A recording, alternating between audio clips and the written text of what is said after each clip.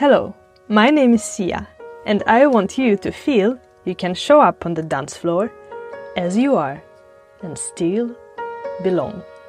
I'm doing that through hosting this podcast series, and you are part of making it happen.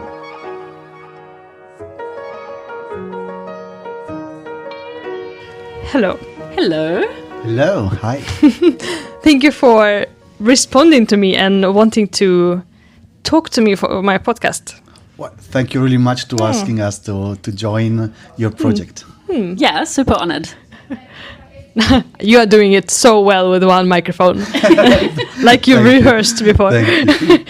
I'll try to be a little bit speedy, but I also have never talked to you before, so it's pretty exciting to know a little bit about you. Okay, what do you want people to know about you as dancers? Do you want to go first, Gio? To know about us as dancers. I mean, I almost want to say although we obviously love dancing, otherwise we wouldn't be doing it, I almost think that something about us is we really, really, really love to teach. We really, I think for some people, for some dancers, there are different things that they enjoy most or less. And we really love teaching, and we're growing more and more in love with it, I think, the more that we do it. Yeah. Otherwise, also, I would say we're both very much social dancers. So social dancing and teaching, I think, are the things that make us the dancers that we are. What do you think, Gio? I think also that we like to approach dancing as a communication tool. So we love to teach him, but there is also an element, a little bit of value, if you want, in the way we dance. There is a lot about listening to each other and being a team in whatever we are doing. Yeah. Yes. I think another thing I would like people to know about us, that although we are around people all the time, actually we are both really introverted persons, and sometimes we are a little bit overwhelmed, I would say. So yes, sometimes it's being, it's the introverted part of us sometimes comes out. Yeah, this is actually maybe why we are more social dancers than we are like competition dancers or performers. Okay. That's not a place that we are very comfortable in, but we're trying to come out of our shells. So you don't think social dancing is as demanding for introverts as competition? Well, most of the, at least the way I see competitions, you are really putting yourself on a stage in front of the other, and you are performing, you are dancing for the others, kind of thing. True. While the way we approach social dancing is rather more an intimate discussion you have with a specific person you are dancing in that moment, and it's not performative. Is rather the small things that make the conversation interesting and exciting, and not trying to impress the people around you. It's rather finding the comfort than the being showy. Yeah, makes sense. I agree completely. What he said. Cool. Yeah, makes sense when you say that. Okay. Very short, but still a big question to me. Why do you dance? Do you want to take the lead on this one, Gio? Or me again? You can go first. Damn, I really should have thought about this question before this interview. But I think there's not just one answer. There's so many things. I mean, one is I find it a really creative outlet. I have, I think, a little bit of a wannabe artist soul inside me, and this is a way to express that a little bit. I think another thing is this would be true of most hobbies, but I think if you have a hobby or something in your life that you're really passionate about, it's a really good way to just constantly be learning and growing as a person. It's really hard for me to imagine not having something in my life where I'm constantly trying to get better at it or constantly trying to seek out, new challenges. And dancing really gives me that. I mean, it's impossible for me to imagine a world where one day there's nothing left for me to learn. So I love that. And then, on top of that, it's just I mean, it's healthy, it's fun, there's the music, there's the community and the interactions with people. What Gio was saying also about just the intimate conversation that you can have with the person that you're dancing with. I mean, yeah, those were a million reasons, but those are my reasons. Gio? I would say that this is for me a really good way to balance my daily life. During my day job, I am a hardcore scientist. I work in science. I'm a physicist. I teach at the university, and my day is really rational, really controlled, really logical. And very introvert as well, probably. Or? Yes, but on Static? that in a second. Okay. I find dancing a way to express a part of me that during the day doesn't have the chance to come out. It's more direct, it's more from the core, from the raw connection with another person, and actually connected to the introversy. I find it really fascinating that especially in the Balboa community, there are so many people with a scientific background. Yeah. And this is, I think, a little bit connected to what Shieva was saying, that it's a hobby that for sure, for me, kind of absorbs completely my brain. So I can completely switch off from my daily problems, from my work ideas, and still completely absorb me, because there is so many things you can think about during dancing. And it's just a lovely way to keep the mind active and the body active. Yeah, very true. And interesting that you mentioned about a lot of scientists in the Balboa community, because I'm new to the Balboa community. I've been dancing in Lindy Hop for a few years, and what I see there, it's a lot of engineers. Yes. So it's still And close. tech people, right? And tech people, yeah. A lot of IT, a lot of engineers. For me, it's really weird the amount of physicists and mathematicians as well. It's somehow a kind of activity that attracts people that like to get really deep in something. Yeah, strange. Do you have an answer? Do you know why? Or any I think there are several things. One possibility I see, the fact that Balboa is tricky because you have this weird connection with a person you are really close. You don't have visual clue of what is happening. So it's, I think, a really steep learning curve. Okay. I would say that people that have scientific background have been trained through their study to be good at being not good at something for a really long time. So there is a high tolerance to frustration. Okay. And Balboa is very frustrating. Is that what you're saying? But In the beginning. At the beginning, yes, because you're doing these things that you don't really understand, but you trust the process. I think in the first couple of months, there are more Lindy hoppers that they start classes and they go to social dancing. Yeah, for sure. I think the Balboa people don't dare that for a really long time, but still they believe the process, they stick with it, and after some months there is the click, and then there is the rewarding. And this is something that often happens in the scientific career. Wow, interesting. Never thought of that. Could be. Because I agree to this not being comfortable with going social dancing. At least I've heard it many times. Thank you so much for sharing that. Let's see. And now I know why you dance, in a short version of the answer. Next question is connected to what I'm working with, and I'm working with lighting design. Tell me one memory that you have, could be a shared memory or two different memories, connected to dancing, where lighting played a role. Okay, I don't know if this is maybe exactly the answer that you're looking for, but I would just say that in like, I can't think of one specific moment really, but I think that in general, lighting is something that sometimes isn't taken into consideration enough by events in the swing dance world. Like, often there's just this bright lighting, and that just always turns me off a little bit, especially. So I used to dance a lot of blues, and I just could never understand being at a blues party and it's like 3 a.m. and there's just like bright lighting, and I'm trying to have this super, super intimate, close dance, and it's just like, didn't work for me. So I think just for dancing, mood lighting, gentle lighting is always my preference over something bright. Where would that be? And I'm thinking the places where I've been dancing blues, it's usually almost too dim for me. Oh, really?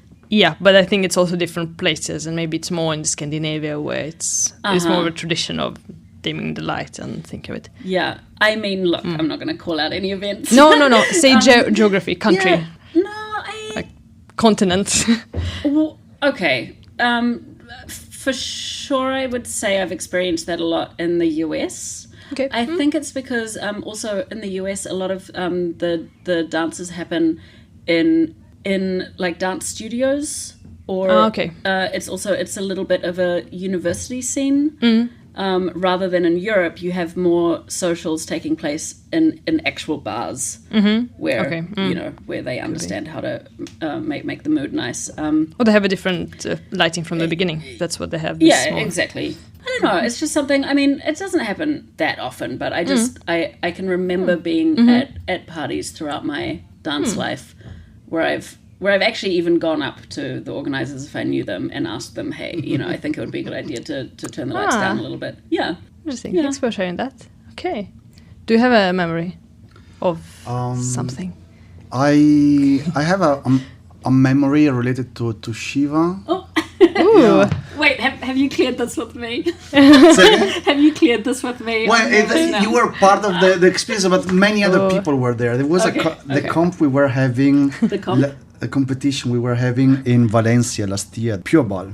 And as we were saying before, we don't really enjoy too much competitions, and we ended up in this final thing. And I remember me being nervous, and then because of the video and the fact that people wanted to take pictures and stuff, there was suddenly more light in the room.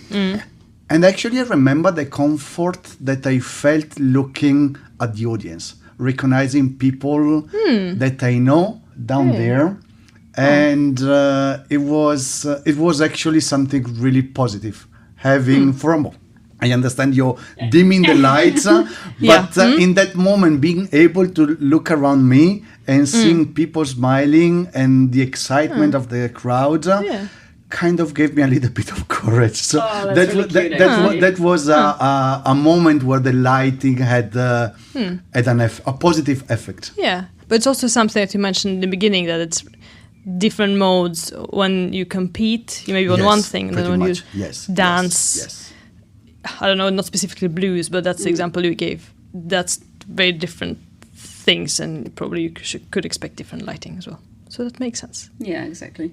You can control it. So first have a competition, see your friends' faces, and then dim down. It types me, yes, absolutely. Okay. Nice to hear. The next question is, what is it that you specifically bring to the dance community? Oh, that's a hard one.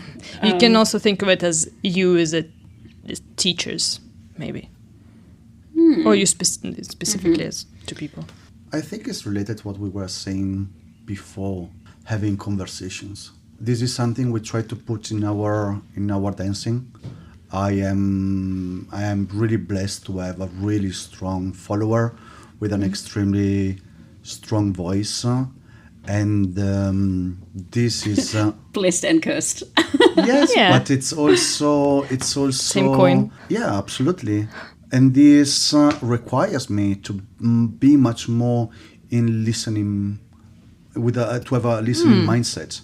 So to be ready that the plans that might go somewhere else because the person I'm having a conversation has a different idea, and it's a different way to dance somehow, because you are leading and following, you are talking and hearing what the other person wants.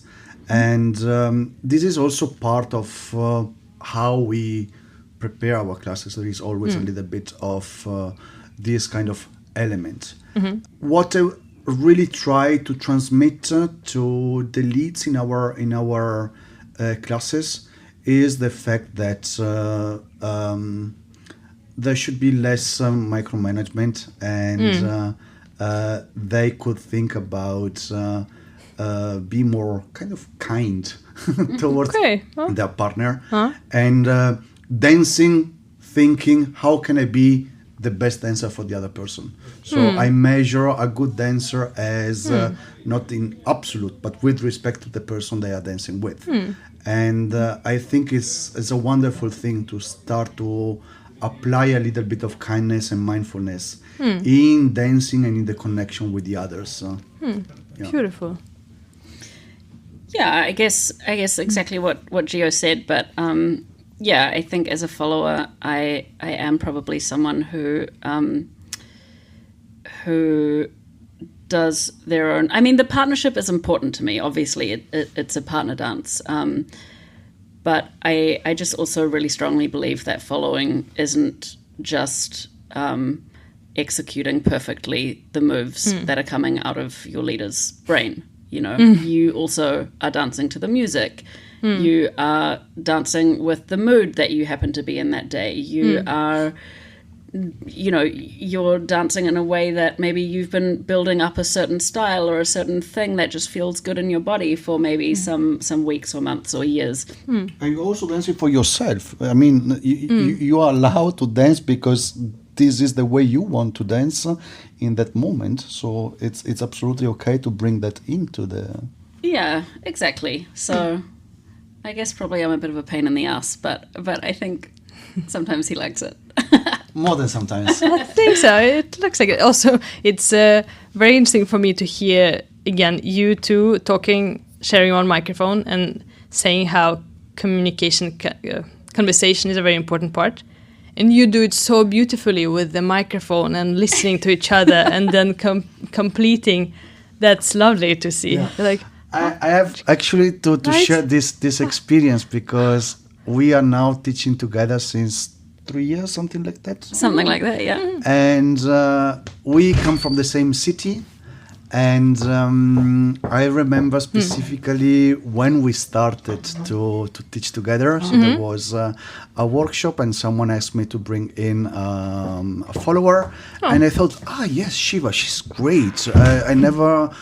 I was just starting teaching. And I remember, Shieva is cool. Nice vibe. Let's give it a try. But also, I just want to add to that. Not only had we not taught together before, we barely knew each other. Like we really were not friends at that point. I mean, we had just met really some months before, and also hadn't danced together that much. It was a very fresh. We'd just gotten to know each other. So there was no, solid foundations there, and I have this clear memory of our first experience of teaching together, where the teaching felt like a dance. It was really clear. This is her moment. This is my moment. It was really, really smooth. So there is something the way we work together that it's really connected to communication and in a non-verbal also way.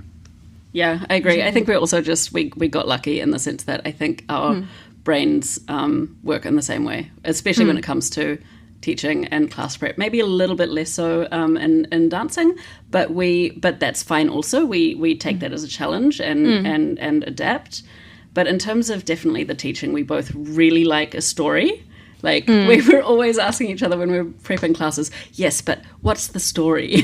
What's the storyline? Yeah. Like what's the story that we're trying to tell? We always want a narrative, and that helps us structure things in a way that just makes sense to our brains. Yeah. Wow. Yeah.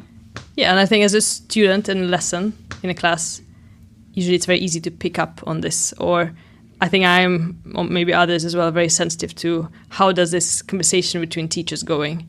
Because I think it's very curious to, analyze people and look at people, observe them. It happens in so many different ways. Sometimes there's one person dominating, or sometimes you can see that they're trying to say a different thing, and it's still just interesting to observe. Yeah.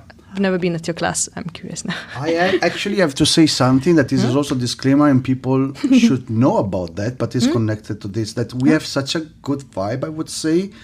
that people assume that we are together. Yeah, that's true. We are always getting this question. So, No, that's yes, natural. so yeah. we are not together. We have never No. been together. We are really good friends. Yeah. But yes, we say. are not together. And maybe that's the secret of our partnership. True. The fact that we have our own moment. And yes.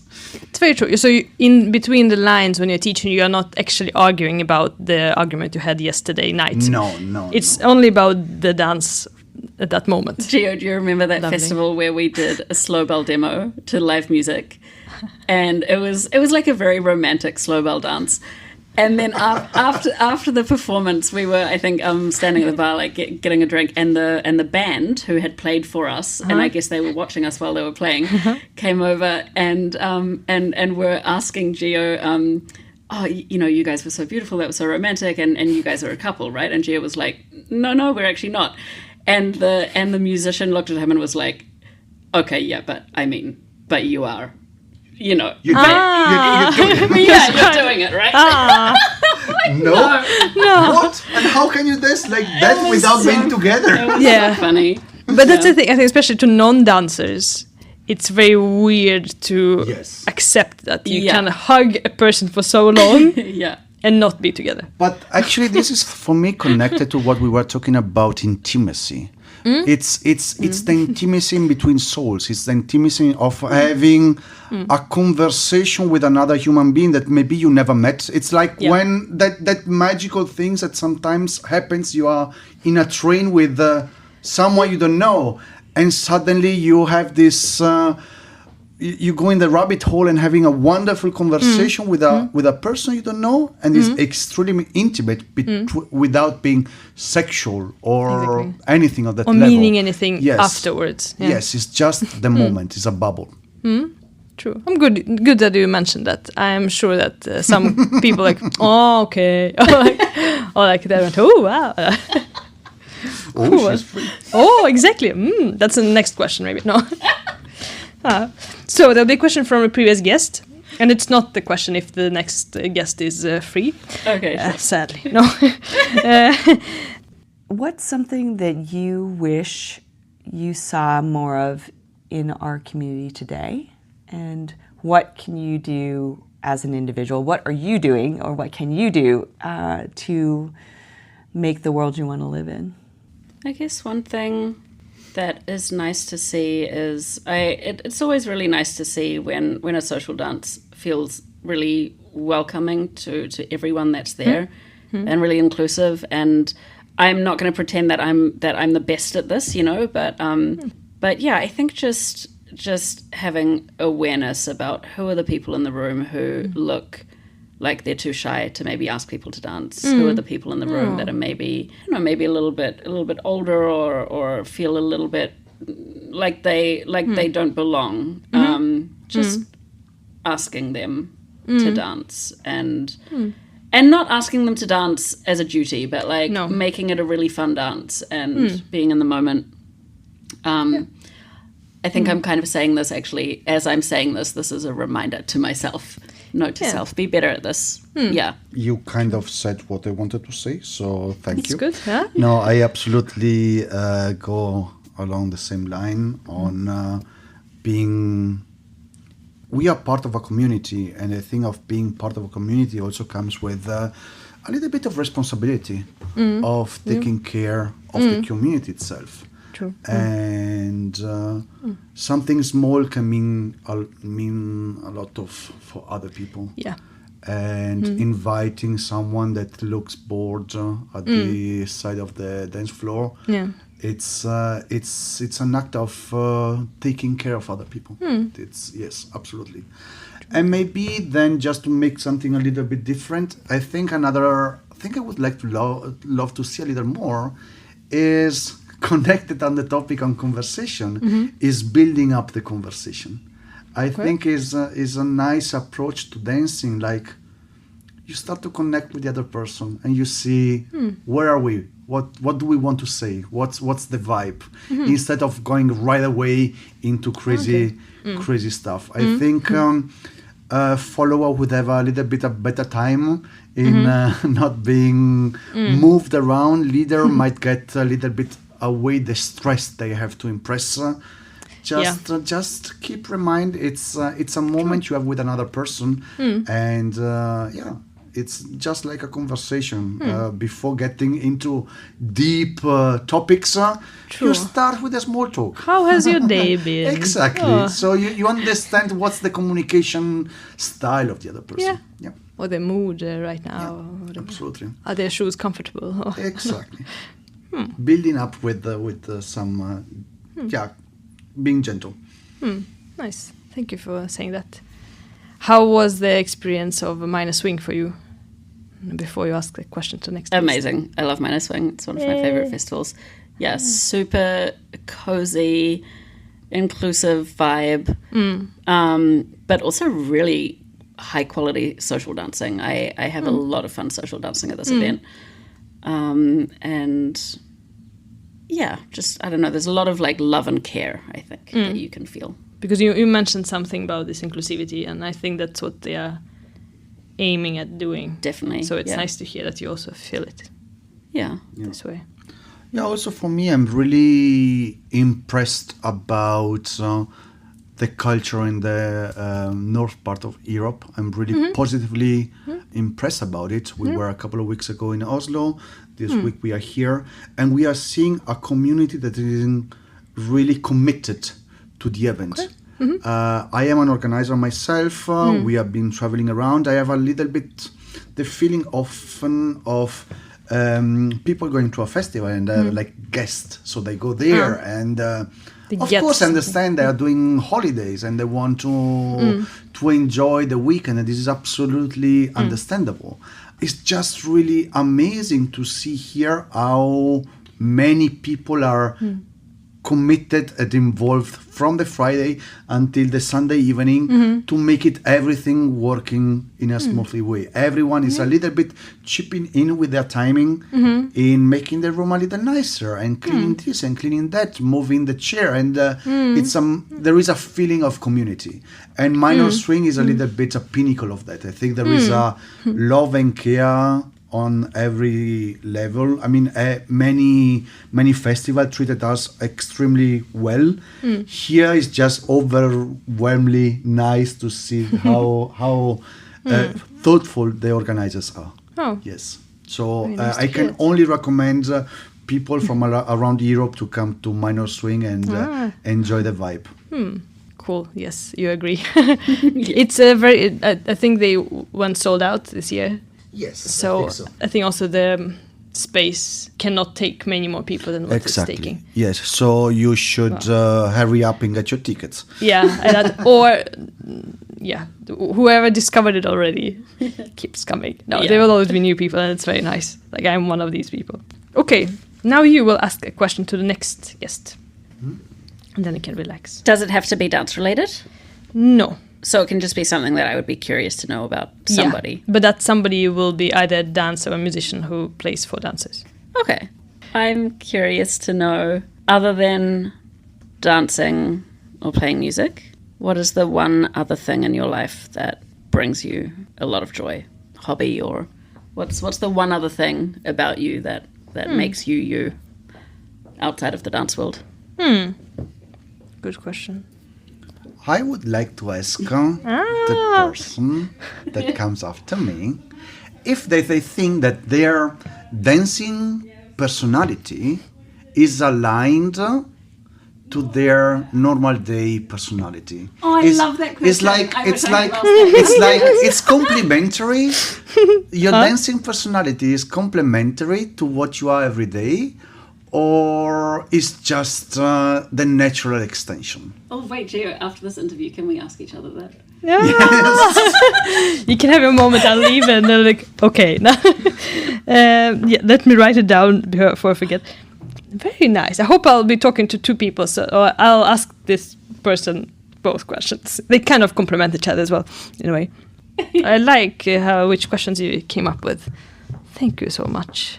Thank You're you. welcome. I kind of want to hear your answers on that, but we'll stop there. Okay. Thank you. Thank you so much. Thank you. Thank you so much. Thank you for listening in. I do think it matters that we are bringing up different perspectives on social dancing and jazz in general. This is my way of making it more of an inclusive space where you and me feel like we belong. See you dancing.